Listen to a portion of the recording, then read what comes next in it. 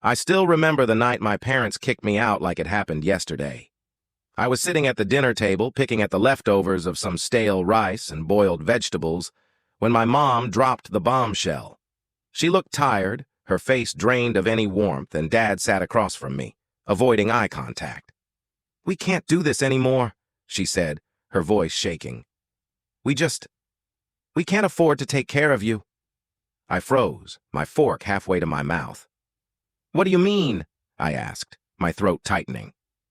"You're 16, old enough to figure things out," Dad said flatly, folding his arms. "You've got 2 hands and a brain. It's time you learn how to use them." "But I'm still in school," I protested. "How am I supposed to survive on my own?" "That's not our problem anymore," Mom replied, her eyes glassy but unwavering. "We barely have enough to keep the lights on. You'll manage. You're smart." That was it. No long speech, no heartfelt apology, just a duffel bag with some clothes and a few crumpled bills shoved into my hand. I stood in the doorway, stunned, as Dad muttered something about tough love. "This is for your own good," he said, his tone more dismissive than reassuring. "Yeah, sure," I replied, trying to hold back tears. "Thanks for nothing." I slammed the door behind me, the sound echoing in the cold night. As I walked down the street, the weight of it all hit me. I had no plan, no idea where to go, and no one to turn to. The streetlights flickered overhead, casting long shadows that seemed to stretch out endlessly. I told myself I wouldn't cry, but the tears came anyway, hot and bitter. For a few weeks, I couch-surfed at friends' houses, making up excuses about family issues whenever they asked why I couldn't go home. But eventually, the awkward glances and whispered conversations behind my back made it clear I'd overstayed my welcome. I needed to figure something out, and fast. I managed to land a job at a local cafe, working the afternoon shifts after school. The pay was garbage, but it was something. After classes, I picked up another gig washing dishes at a nearby diner. It was exhausting, but I couldn't let myself stop. If I stopped, I'd have nothing. The nights were the hardest. I'd crash on a park bench or in the back room of the cafe when my boss wasn't looking. Sometimes, I'd stare up at the stars and wonder if my parents even thought about me. Did they feel guilty? Did they miss me? Or were they relieved I was gone? "Keep it together," I'd whisper to myself. "You're on your own now." Those words felt heavier every time I said them, but they also kept me going. No one was coming to save me, and maybe that was for the best. Working 2 jobs while still going to school felt like running on a treadmill cranked up to full speed. Every day was a blur of coffee orders, textbooks, and greasy dishwater. My mornings started at 5:30 a.m. I'd roll out of wherever I'd slept the night before, throw on my uniform, and head to the cafe. The walk there was always quiet, except for the sound of my shoes crunching against the pavement. "Hey, kid," my boss Sam would say when I walked in, already busy wiping down the counters. "You look like you haven't slept in days." "Because I haven't," I'd joke, forcing a smile. "Well, try not to fall into the coffee machine. I need you awake to deal with the morning rush." Sam wasn't exactly soft-hearted, but he didn't push me too hard. He knew I was just a teenager trying to keep it together.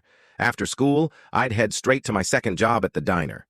The smell of grease hit me as soon as I walked in, clinging to my clothes and hair. The manager, an older guy named Pete, would always grumble, "Don't be late, kid. We've got tables backed up." "I'm not late. I'm early," I'd reply, tossing my bag into the tiny staff locker. Yeah, just don't slack off," he'd say. But I could tell he respected my hustle. Most nights I barely had time to eat between shifts. A slice of leftover pie or some fries the cook didn't want would have to do. "Eat faster, kid," the cook Marco would tease.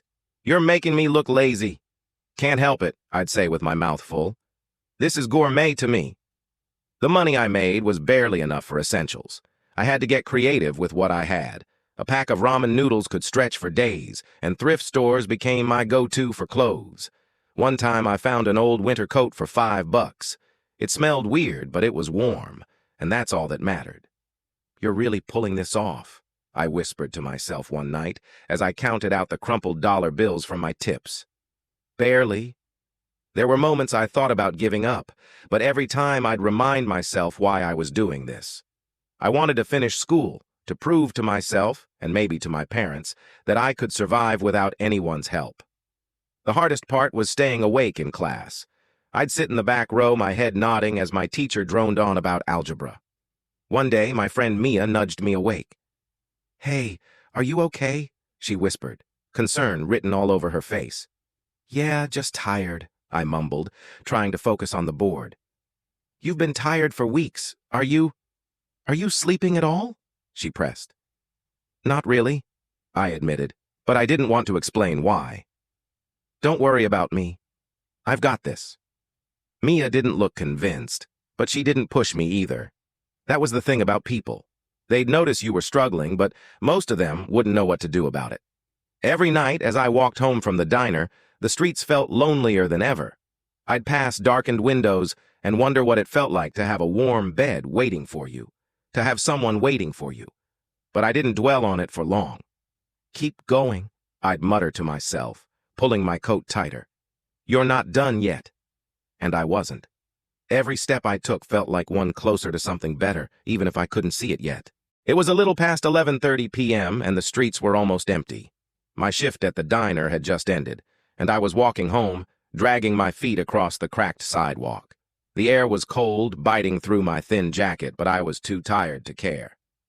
I was replaying the day in my head, thinking about how much I still needed to save for school tuition, when a car slowed down next to me. "Hey! Is that you, Caleb?" A familiar voice called out. I froze and turned toward the car. It was my aunt, Lydia. She rolled down her window, her face lit by the glow of the dashboard. She looked surprised, and maybe a little concerned. "Lydia?"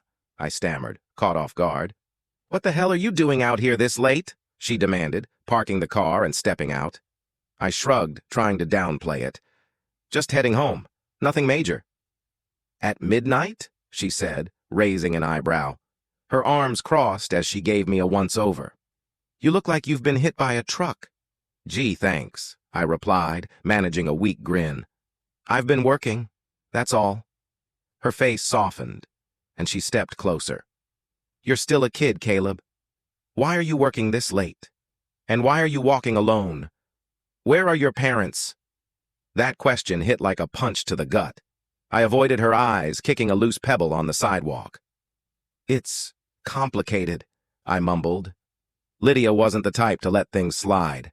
She grabbed my arm gently but firmly. "Complicated or not, you're coming with me. Get in the car." "No, I'm fine," I protested, stepping back. "I've got a place to crash and I don't want to bother you." "Stop being stubborn," she snapped, her tone soft but firm. "You're not bothering me. Now get in." I hesitated for a moment, but the exhaustion won out. I climbed into her car, sinking into the passenger seat. It felt strange, warm and safe in a way I hadn't felt in a long time. Lydia didn't say much as she drove, but I could tell she was trying to figure out what to say. When we got to her apartment, she handed me a mug of hot tea and sat across from me at the tiny kitchen table. "All right," she said, her tone gentle but no nonsense. "What's going on, Caleb? Why aren't you at home?" I took a deep breath, staring down at the tea in my hands. "Mom and Dad kicked me out," I admitted. "They said they couldn't afford to take care of me anymore." Lydia's eyes widened in disbelief. What? Are you serious?" I nodded, swallowing hard. "I've been working 2 jobs to get by. I didn't want to tell anyone because I didn't want to cause trouble." "Caleb," she said softly, reaching across the table to put a hand on mine. "You don't have to do this alone. Stay here with me." I shook my head quickly. "No, I can't. I don't want to burden you. I'll keep working, I promise. I need to do this on my own." "You're not a burden," she insisted, her voice firm. "But you're a kid. You shouldn't have to carry this much on your shoulders." "Please, Lydia," I begged, my voice cracking. "Don't stop me from working. I just need a place to sleep. That's all. I'll keep paying for my school, and I'll help with your bills if I need to. Just don't get involved with Mom and Dad. Please." She sighed, clearly torn. "All right," she said after a long pause. "But only because I can see you're not going to back down. You can stay here, and I won't say a word to your parents." Relief washed over me, and I felt the first genuine smile in weeks creep onto my face. Thank you, Lydia. You have no idea what this means to me. You'll see, she said, her lips curving into a faint smile. But don't think for a second that I'm letting you run yourself into the ground, okay? We'll figure this out together. For the first time in a long time, I felt like I wasn't completely alone.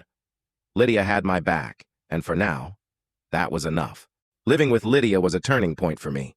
Having a roof over my head and someone who genuinely cared made all the difference, but it didn't mean I slowed down. I kept my jobs and stayed focused on school. If anything, Lydia's support pushed me harder. I didn't want to let her down. "Caleb," she'd say when I got home late, slumping onto the couch, "you can't keep running yourself ragged like this." "I'm fine, really," I'd insist, even though my legs were aching and my eyes felt like they had sand in them. "You're not a machine," she'd reply, shaking her head. "Just remember, you don't have to prove anything to me. I already know how hard you're working." But it wasn't just about proving something to Lydia. It was about proving something to myself. By senior year, things were finally looking up. I managed to save enough for tuition at a decent university. The day I got my acceptance letter, Lydia screamed louder than I did. "I knew it!" she shouted, waving the letter in the air like a trophy. "I always knew you were going to make it." "Yeah, well, let's not get ahead of ourselves," I said, laughing. "Getting in is one thing. Paying for it is another." She grabbed my shoulders and looked me dead in the eyes. "You'll figure it out. You always do." And she was right. Scholarships, loans, and part-time jobs became my lifeline. I balanced classes during the day and shifts at night, juggling a schedule that felt impossible. College wasn't easy, but it was worth every sleepless night. I majored in computer science and spent hours in the lab, coding until my fingers felt like they'd fall off. "Dude, do you even sleep?" my roommate Jason asked one night as he scarfed down a slice of pizza. "Not really," I said, staring at the screen. "But I've got to finish this project by tomorrow." "You're insane," he said, shaking his head, "but like the good kind of insane." I grinned, typing away. "I'll take that as a compliment." Despite the grind, I managed to graduate on time. Lydia was in the front row at the ceremony, cheering louder than anyone else. Seeing her proud face made every late night and early morning worth it. After college, I landed a job at a big tech company. It felt surreal, walking into that sleek office on my first day. "You're Caleb, right?" my manager, Sarah, asked, extending a hand. "Yes, ma'am," I said, shaking it nervously. "Don't call me ma'am," she said with a laugh. "Welcome to the team. Let's see what you've got." I threw myself into the work, climbing the ranks faster than I ever thought possible. By the time I was 24, I got promoted to vice president. I couldn't believe it when they handed me the letter. That night, I rushed home to tell Lydia. "You're never going to believe this," I said, bursting through the door. She wasn't in the living room. "Lydia!" I called out, but all I heard was the sound of water running from the bathroom. When she finally came out, wrapped in a towel, I blurted, "I got promoted! Vice president!" Her face lit up and she pulled me into a hug. "Caleb, that's amazing! I'm so proud of you!" "None of this would have happened without you," I said, my voice catching. She swatted my arm playfully. "Oh, stop it. You're the one who put in the work." For the first time in my life, I felt like I could breathe. I wasn't just surviving anymore, I was thriving, but little did I know the past wasn't done with me yet. Life felt like it had finally settled into a rhythm. My job was going great, and the promotion to vice president was still sinking in. But no matter how busy things got, I always made time for Lydia. She was my rock through everything, and I wanted her to feel how much she mattered. One evening, I came home from work a little earlier than usual. Lydia was in the kitchen humming to herself as she stirred a pot of soup. The smell of chicken and herbs filled the air, reminding me of the simpler times when we'd scrape together meals with whatever we had. "Hey, big shot," she teased, glancing at me over her shoulder. "Early night for you?" "Guess so," I said, smiling as I set my bag down. "What's for dinner?" "Chicken soup. Figured you'd appreciate a home-cooked meal for once instead of that takeout you're always bringing in." After we ate, I cleared my throat, feeling a little nervous. "So I've been thinking about something," I started. Lydia raised an eyebrow. "Uh-oh, that sounds serious." I laughed. "No, it's good. I've been thinking about how much you've done for me, you know? letting me stay here when I had nowhere else to go, supporting me through school. I wouldn't be where I am without you." She waved a hand dismissively. "Oh, stop. You did all the hard work." "No, I mean it," I said firmly. "You believed in me when no one else did, and I wanted to show you how much that means to me." The next morning, I asked her to come with me to look at a house. She was confused, but went along with it. When we arrived at the mansion, her jaw practically hit the floor. "Caleb, this place is massive," she exclaimed, staring at the sprawling front yard and the shiny black gates. "Yeah," I said, grinning. "It's ours." She blinked, not processing it at first. "Ours? What do you mean, ours?" "I bought it for us," I explained, handing her the keys. "You've done so much for me, Lydia. This is my way of saying thank you." Tears filled her eyes, and for a second, she looked like she didn't know whether to laugh or cry. "I can't believe this," she whispered. We moved in that week, and watching Lydia settle into her new life was one of the best feelings in the world. She spent hours decorating the house, picking out furniture, and turning the space into a home. One day, as I watched her arrange flowers in a vase, I said, "You know, this place feels more like yours than mine." She laughed. "Well, someone has to make it livable. Left to you, it'd just be empty rooms and a couch." I shook my head, smiling. "Fair point." Living in the mansion with Lydia was everything I'd hoped for. She deserved every bit of comfort and happiness after all she'd sacrificed for me. But in the back of my mind, I couldn't shake the thought of my parents. I hadn't seen them in years, and though I'd tried to move on, a part of me wanted closure. I wanted them to know that despite everything, I'd made it. Little did I know that closure was coming sooner than I expected, and it wasn't going to go the way I thought. It happened on a random Saturday at Walmart. Lydia and I were picking up groceries for the week when I spotted them. My parents. At first, I wasn't sure it was them, but as I pushed the cart down the aisle, their faces became clear. My stomach twisted. "Caleb," my mom said, her voice tentative as she locked eyes with me. My dad stood beside her, his face a mix of surprise and something I couldn't quite place.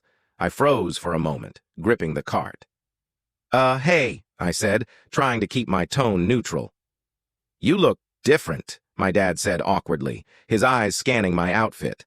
I was still in my work clothes, a tailored suit, and it must have stood out like a sore thumb in a Walmart. "Yeah, it's been a while," I said. Lydia, sensing the tension, squeezed my arm lightly before stepping away to give us some space. They invited me to dinner at their house. Against my better judgment, I agreed.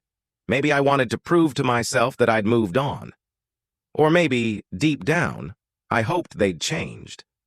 Their house hadn't changed much since I'd left, same old furniture, same peeling wallpaper. As I sat at the dining table, I couldn't help but feel like a stranger in a place that once felt like home. "So," my mom started, nervously fiddling with her fork. "What have you been up to?" "I work in tech," I said simply. "I got promoted recently. Vice president." My dad's eyebrows shot up. "Vice president? That's impressive."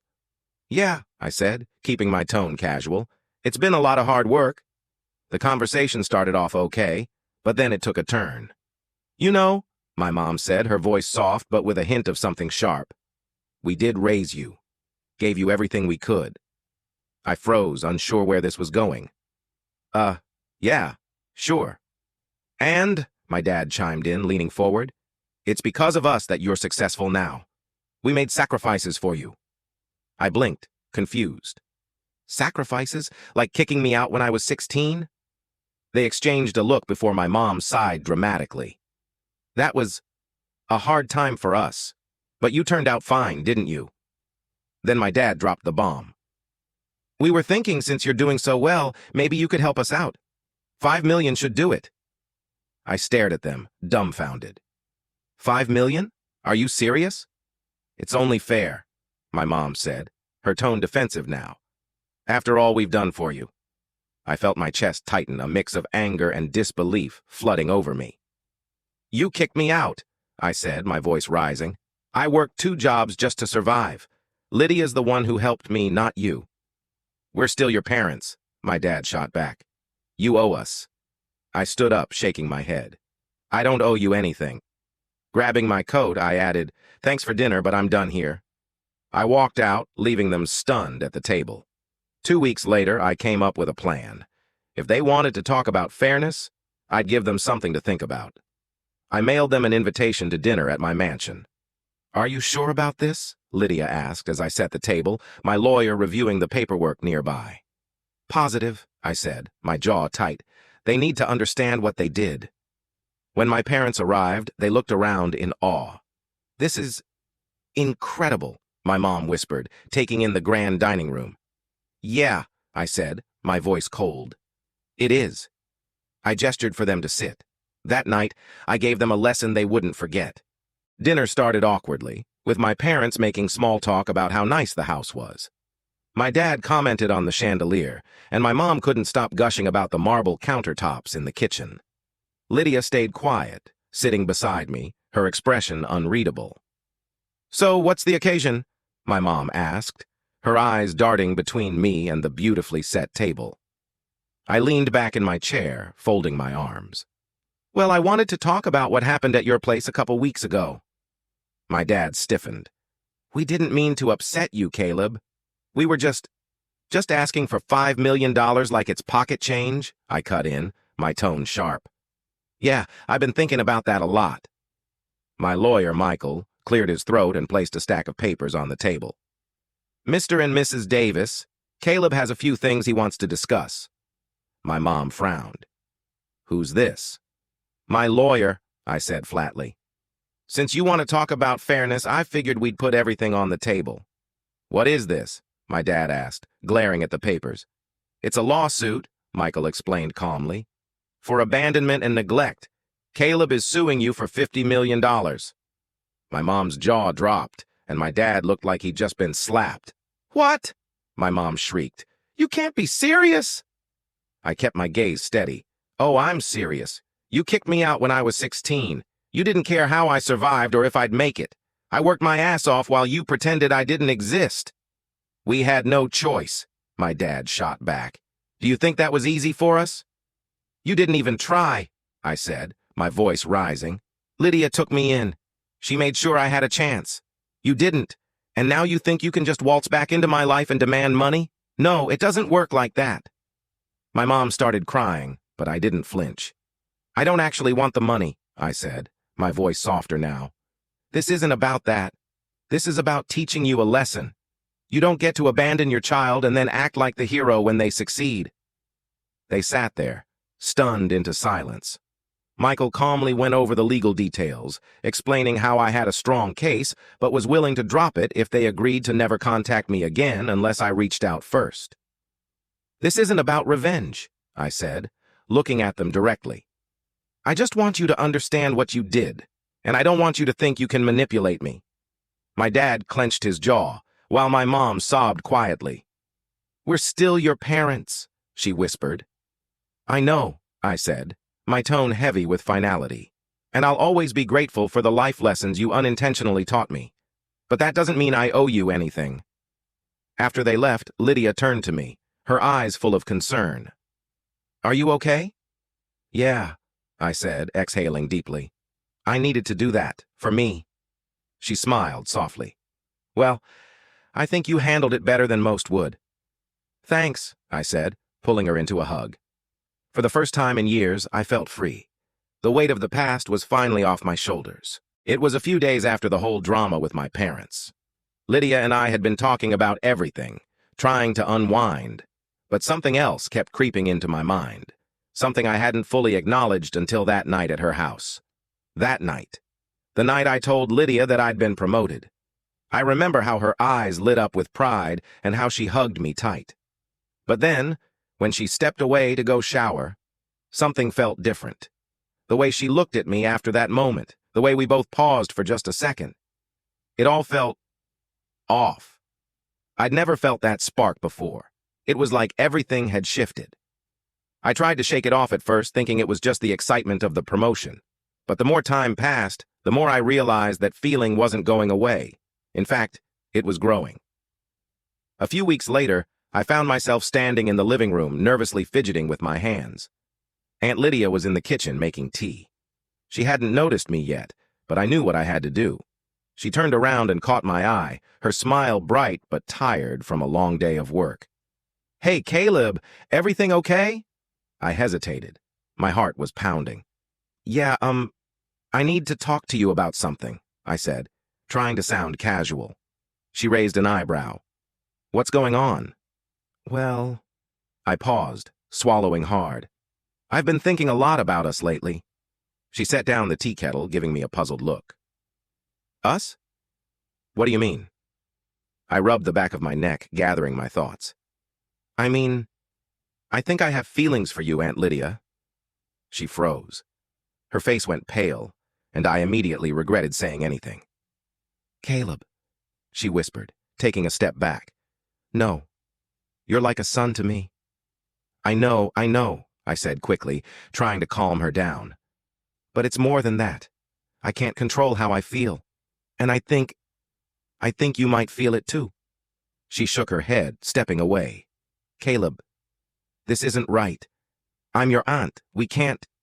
I walked toward her slowly, my heart racing. "Lydia, please. I get that it's complicated, but I'm not a kid anymore. I know what I'm feeling. I don't want to lose you. I just want a chance to see if we could be more than family." She stood there, her hands trembling as she looked down at the floor. I could see she was torn. "I don't want to hurt you," she said, her voice barely above a whisper. "But this is a line I never thought we'd cross." I gently cupped her chin, tilting her face up to meet mine. "I understand if you don't feel the same way, but I had to tell you. You've always been there for me. You've always had my back, and I sighed, frustrated with myself. "I just want to know if you could ever feel the same about me." There was silence for a long moment, and I thought she might walk away. But then, to my surprise, she took a deep breath and looked into my eyes. "Caleb, you're not wrong. I've felt something too, but I've tried to ignore it because it feels so wrong." I felt my chest tighten. "So, what are you saying?" She bit her lip, then sighed. "I'm saying I don't want to say no to you, but I don't want to mess everything up either." I stepped closer, holding her hands in mine. "We don't have to rush anything, but will you just give me a chance to show you what we could be?" She hesitated for a moment longer, then smiled softly. "Okay," she whispered. "I'll give you a chance." That night, as I held her close, I couldn't help but feel like everything had fallen into place. I had fallen for my aunt, my rock, my support through everything, and now, for the first time in years, I felt like I could finally be happy. Our relationship didn't just come from a place of passion. It was built on understanding, trust, and the deep bond we'd shared for so long. I never expected it to happen this way, but I couldn't deny what we had. From that night on, I knew there was no turning back. We weren't just family anymore. We were something more, something that neither of us could have ever predicted. It was a crisp, quiet evening when I decided it was time. Lydia and I had been together for a while now, and every day I spent with her felt like a dream come true. We'd been through so much together, and in a way, I knew this was the beginning of our forever. Sitting on the balcony of our mansion, looking out at the city lights, I took a deep breath and turned to her. "Lydia," I started, my voice steady but my heart racing. "I don't think I've ever really thanked you for everything you've done for me. For taking me in when no one else would. For always believing in me. Even when I didn't believe in myself." She looked at me with that soft, warm smile of hers. "You don't need to thank me, Caleb. I did it because I love you. You're my family." That was it. Those words were everything. With a shaky breath, I reached into my pocket and pulled out a small velvet box. Her eyes widened in surprise as I opened it, revealing a simple yet beautiful engagement ring. "Lydia," I said softly, my voice filled with emotion. "Will you marry me? Will you make me the happiest man alive and spend the rest of our lives together?" Her eyes filled with tears, and she laughed, her hand flying to her mouth. "Caleb, are you serious?"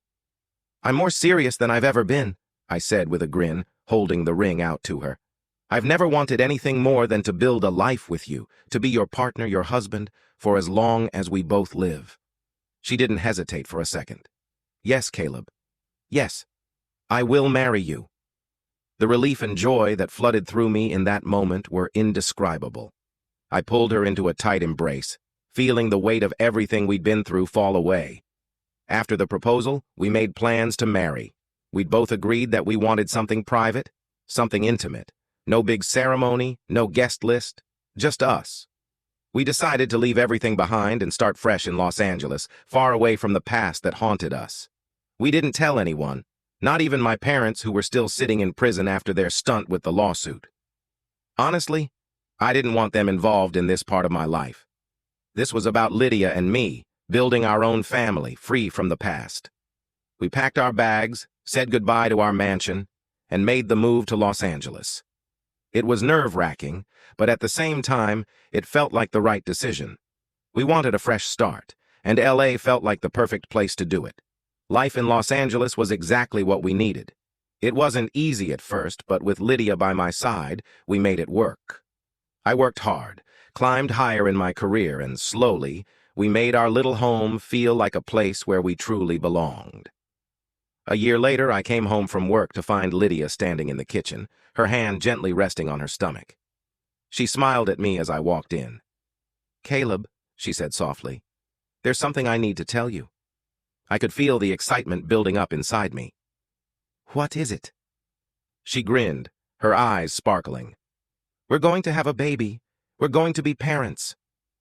Our life together became even more beautiful with the news of our growing family. We moved into a bigger house and started preparing for our little one. Months later, Lydia gave birth to twins, a boy and a girl. It was chaotic, exhausting, and perfect in every way. We had a small, quiet wedding in a little garden under the California sun. Just a few close friends, no big fuss. The only thing that mattered was that Lydia was now my wife, and together, we were raising our beautiful family. Our kids filled our home with laughter and joy, and every day felt like a blessing. Looking back, it felt like the whole journey had led us to this point, a life full of love, hard work, and the unwavering support of each other. We were happy, we were complete, and we were exactly where we were meant to be.